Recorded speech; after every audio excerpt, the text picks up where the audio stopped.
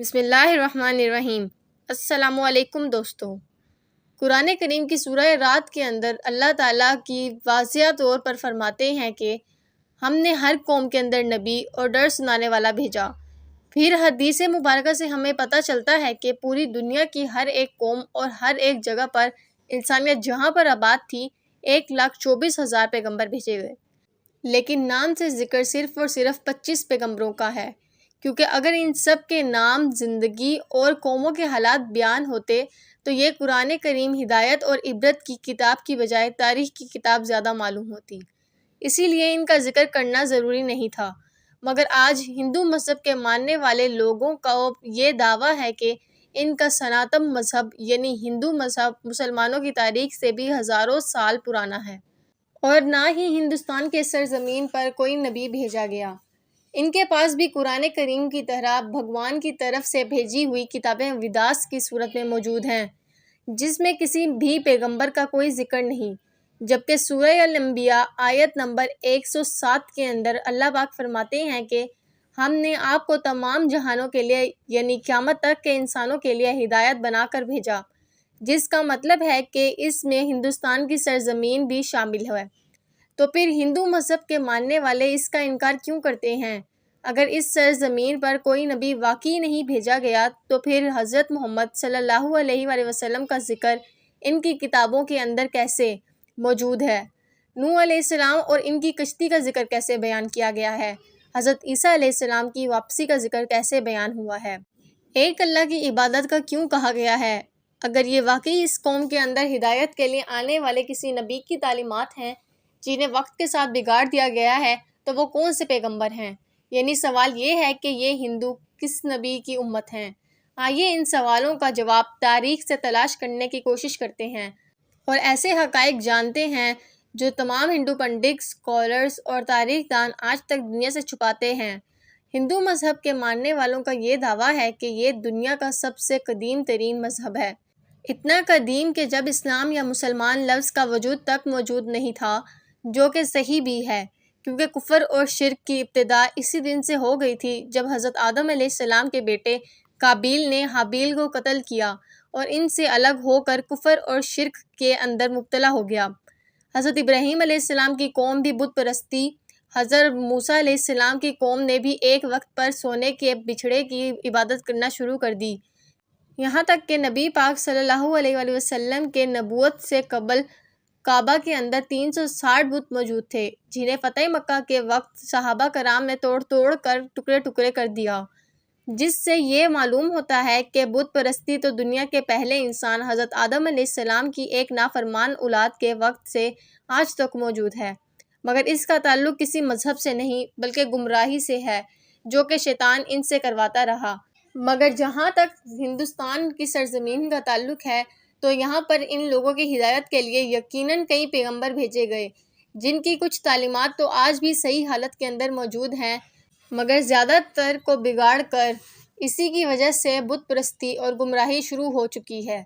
کیونکہ ان کتابوں میں آج بھی ایک خدا کی عبادت کا حکم دیا گیا ہے۔ یہ بتایا گیا ہے کہ خدا کا کوئی شریک نہیں، وہ ایک ہی ہے، اس کی کوئی اولاد نہیں، مگر پھر بھی اس کی کئی مورتیں بنا کر اور اس کے شریک خدا بنا کر ان کو پوجا جاتی ہے، اور اب تک ہندو مذہب کے اندر چھوٹے بڑے تقریباً کئی ملین خدا بنائے جا چکے ہیں۔ ہندو اسکالرز کا یہ دعویٰ ہے کہ اسلام کی شروعات آج سے 1400 سال پہلے ہوئی، مگر ہندو مذہب اس سے بھی پہلے دنیا کا پرانا ترین مذہب ہے، اسی لیے اسلام کا ہندوستان کی سرزمین سے کوئی تعلق ہی نہیں۔ لیکن یہ کم عقل اس بات کو نہیں جانتے کہ دنیا کا پہلا پیغمبر ہی ہندوستان کی سرزمین پر اتارا گیا تھا۔ جی ہاں، حضرت آدم علیہ السلام کو دنیا میں اس وقت ہندوستان کی سرزمین سری لنکا کی ایک پہاڑی پر اتارا گیا تھا، جہاں پر آج بھی ان کے قدم کا نشان موجود ہے، یعنی سرزمین پر پہلا ہی قدم ایک مسلمان اور پیغمبر نے رکھا، جس کا مطلب کہ اسلام کی ابتدا عرب سے نہیں بلکہ ہندوستان سے ہوئی، کیونکہ مسلمان لفظ کا مطلب ہے اپنی خواہشوں کو رب کے حوالے کر دینے والا، اس کا حکم ماننے والا انسان۔ حیرت انگیز طور پر لفظ آدم بھی سنسکرت کی زبان کا لفظ ہے، جو کہ ہندوستان کی سرزمین کی زبان ہے، نہ کہ عرب کی زبان، جس کا سنسکرت میں مطلب ہے کہ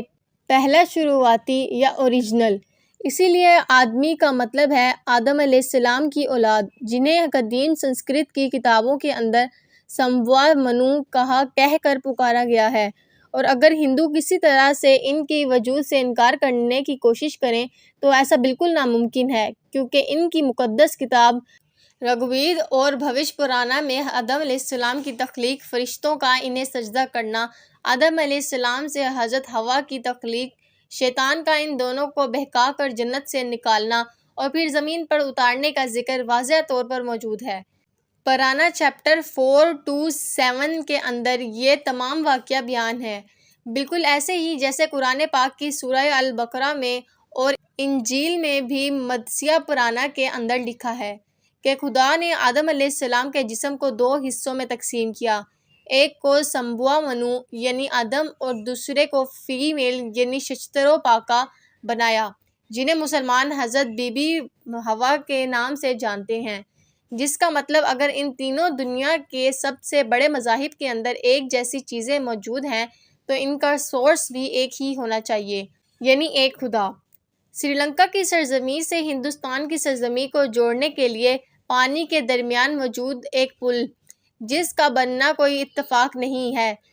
اس کے بعد سب سے اہم سوال یہ ہے کہ اس ہندو سرزمین پر کسی پیغمبر کو بھیجا گیا ہوگا۔ اس بارے میں ہمیں تاریخ میں کچھ واحد یا ثبوت ملتے ہیں۔ سب سے پہلے بات کہ ہندو نام کا کوئی مذہب تاریخ کے اندر کہیں پر موجود ہی نہیں ہے، اور نہ ہی ہندو مذہبی کتابوں میں اور نہ ہی کوئی اور آسمانی کتاب مثلاً تورات، زبور، انجیل کے اندر اس کا کوئی ذکر موجود ہے، بلکہ دریائے سندھ کے پاس رہنے والے سندھو ندی کے قریب رہنے والے لوگ اپنے علاقے کی نسبت کی وجہ سے نام کو بگاڑ کر ہندو کہلائے جانے لگے، جبکہ اصل میں ان کا یہ مذہب سنسکرت کی زبان کے اندر بلکہ ستائن دھرم کے نام سے تاریخ میں موجود ہے، جس کا عربی میں مطلب ہے مذہب پر قائم رہنے والا، جس کا بالکل ایسا ہی مطلب قرآن کریم کی سورہ روم کے اندر بھی موجود ہے، جہاں پر اسلام کو ہمیشہ باقی رہنے والا دین کہا گیا ہے، یعنی ستائن دھرم کا مطلب بھی مذہب اسلام ہے۔ تاریخ کے حوال اور مضبوط دلائل سے یہ پتہ چلتا ہے کہ یہ وید کسی اور پیغمبر پر نہیں بلکہ آدم ثانی حضرت نوح علیہ السلام پر اتارے گئے، جس میں انہوں نے مانوا کہا گیا ہے۔ ویدوں میں پیغمبر اور عظیم شخصیات کے لیے منو کا لفظ استعمال کیا گیا ہے، لہٰذا نوح علیہ السلام کو بڑے سیلاب والے منو کہہ کر بیان کیا گیا ہے، اور ان کی کشتی سے لے کر سیلاب تک کا تمام واقعہ تفصیل سے موجود ہے، جیسا کہ قرآن کریم کی سورہ ہود میں اور ایک بک آف جینیسس چیپٹر 7 کے اندر بھی یہ بیان ہے۔ ویدوں میں لکھا ہے کہ جب بڑے سیلاب کے بعد دنیا پھر سے آباد ہوگی تو میں ان ویدوں کو نافذ کروں گا، اور بھوش پرانا چیپٹر 4-7 کے اندر نوح علیہ السلام کے طوفان کے بارے میں بیان کیا گیا ہے، اور یہ بھی کہ ان منو کو خدا نے کشتی بنا کر اس کے اندر جانوروں کو سوار کرنے کا حکم دیا، جس کے بعد ایک عظیم طوفان آیا جس نے بھارت ورڈز یعنی ہندوستان سرزمین پر زندگی کو ختم کر دیا۔ لفظ تو سنسکرت زبان کے اندر بھی موجود ہے، جس کا مطلب ہے بوٹ یعنی کشتی والا، وہی مطلب جو کہ عربک زبان کے اندر ہے۔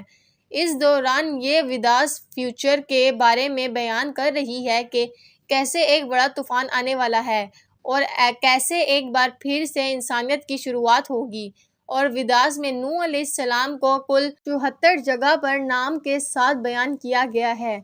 فرانس کے ایک رائٹر HAD وائس نے ہندو مذہب اور روایات کو 40 سال تک پڑھا اور بتایا کہ طوفان نوح کے بعد ہندوستان کی سرزمین ایک صحرا کی طرح تھی جسے آباد کیا گیا، اور خود ویداس بھی بار بار نوح علیہ السلام کو ہی مخاطب کر کے ان کے واقعات بیان کر رہی ہے، جس کا مطلب کہ ہندوستان کی سرزمین اور نوح علیہ السلام کے درمیان ایک تعلق موجود ہے، اور طوفان نوح کے بعد جن ویداس کو نافذ کرنے کا بیان کیا گیا تھا وہ حضرت نوح علیہ السلام کی تعلیمات تھیں، جو اس طوفان کے بعد اس ہندو سرزمین پر ان کے ایک بیٹے کی نسل سے آگے پھیلنا شروع ہوئیں، جس کے بعد اس قوم نے گمراہ ہو کر بت پرستی کرنا شروع کر دی، کیونکہ تاریخ کے حوالوں سے ہمیں پتہ چلتا ہے کہ نوح علیہ السلام کی قوم کے جیسے دیوی دیوتاؤں کی پوجا کرنے کا تصور دنیا میں کہیں اور موجود نہیں تھا۔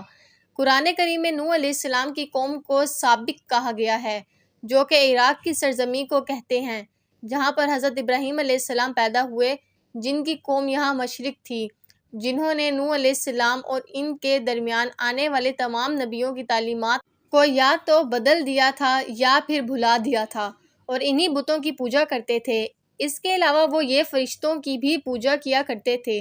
اس لیے خدا کے ساتھ ساتھ ان لوگوں نے فرشتوں کی مورتیاں بنا بنا کر انہیں بھی خدا کا درجہ دینا شروع کر دیا، بالکل ایسے ہی جیسے ہر بڑے کام پر اللہ تعالیٰ نے فرشتے مقرر کیے ہیں اور وہ اپنے ہر بڑے کام کے لیے اللہ تعالیٰ کی طرف سے پابند ہیں۔ اسی طرح سے ان لوگوں نے ہر کام کروانے کے لیے ایک الگ الگ خدا مورتیوں کی صورت میں بنا لیا۔ یہ لوگ ستاروں اور آگ کے بھی پجاری تھے، اسی لیے آج بھی ہندو قوم ستاروں کے علم کے اندر اتنا یقین رکھتے ہیں اور آگ کی بھی پرستش کرتی ہیں، اسی مقدس جانتی ہیں۔ مگر سب سے اہم سوال یہ ہے کہ یہ سب جان کر بھی اور اپنی کتابوں کے اندر واضح طور پر ایک خدا اور پیغمبروں کی تعلیمات کو واضح طور پر دیکھ کر بھی ہندو قوم اس کا انکار آخر کیوں کرتی ہے؟ کیوں نہیں مانتی کہ اللہ تعالیٰ کے وعدے کے مطابق ان کی قوم کے اندر بھی اللہ کا پیغام اتارا گیا، انہیں بھی ڈر سنایا گیا؟ یہ بات سمجھنے کے لیے آپ کو صحیح بخاری کی ایک حدیث مبارکہ کے بارے میں جاننا ہوگا کہ ابو سعید سے روایت ہے کہ رسول اللہ پاک صلی اللہ علیہ وآلہ وسلم نے فرمایا کہ قیامت کے دن حضرت نوح علیہ السلام اور ان کی قوم کو بلایا جائے گا، اور اللہ تعالیٰ نوح علیہ السلام سے یہ سوال کریں گے کہ کیا آپ نے اپنی قوم تک میرا پیغام پہنچا دیا تھا؟ حضرت نوح علیہ السلام کہیں گے کہ بے شک میرے مالک، جس کے بعد نوح علیہ السلام کی قوم سے پوچھا جائے گا کہ کیا نوح علیہ السلام میرا حکم تم تک پہنچا دیا تھا؟ یہ لوگ انکار کریں گے، کہیں گے نہیں، ہمارے پاس کوئی بھی ڈر سنانے والا نہیں آیا، ہمیں آپ کا کوئی پیغام نہیں ملا۔ اللہ تعالیٰ نوح علیہ السلام سے فرمائیں گے کہ آپ کا گواہ کون ہے؟ وہ فرمائیں گے کہ حضرت محمد صلی اللہ علیہ وآلہ وسلم اور ان کی امت۔ پھر تم لوگوں کو پیش کیا جائے گا اور تم لوگ گواہی دینا کہ نوح علیہ السلام نے اپنا پیغام اللہ کا حکم پہنچا دیا تھا، جس کے بعد نبی پاک صلی اللہ علیہ وآلہ وسلم نے سورہ البقرہ کی آیت 143 پڑھی کہ اور اسی طرح ہم نے تمہیں امت وسط بنایا، یعنی درمیانیت بنا دیا، تاکہ تم لوگوں پر گواہ رہو اور رسول تم پر گواہ رہیں، جس نے یہ ثابت ہوا کہ یہ ہندو قوم کبھی بھی اپنے نبی نوح علیہ السلام کی تعلیمات یا کسی اور پیغمبر کو تسلیم نہیں کرے گی، اور ہندوستان کی سرزمین کا اصل مذہب اسلام ہی تھا، جو کہ بگاڑ کی وجہ سے اپنی اصل شکل کو کھو چکا ہے۔ آج یہ ہماری ذمہ داری تھی کہ ہم ان لوگوں تک اللہ کا پیغام صحیح حالت کے اندر پہنچاتے، کیونکہ ہمارے رسول کو تمام جہانوں کے لیے رحمت بنا کر اور ڈر سنانے والا بنا کر بھیجا گیا۔ اب قیامت تک کیونکہ کسی رسول اور پیغمبر نے نہیں آنا، اسی لیے اب یہ کام امت مسلمہ کے ذمہ ہے، جن سے قیامت کے روز اس بارے میں سوال کیا جائے گا۔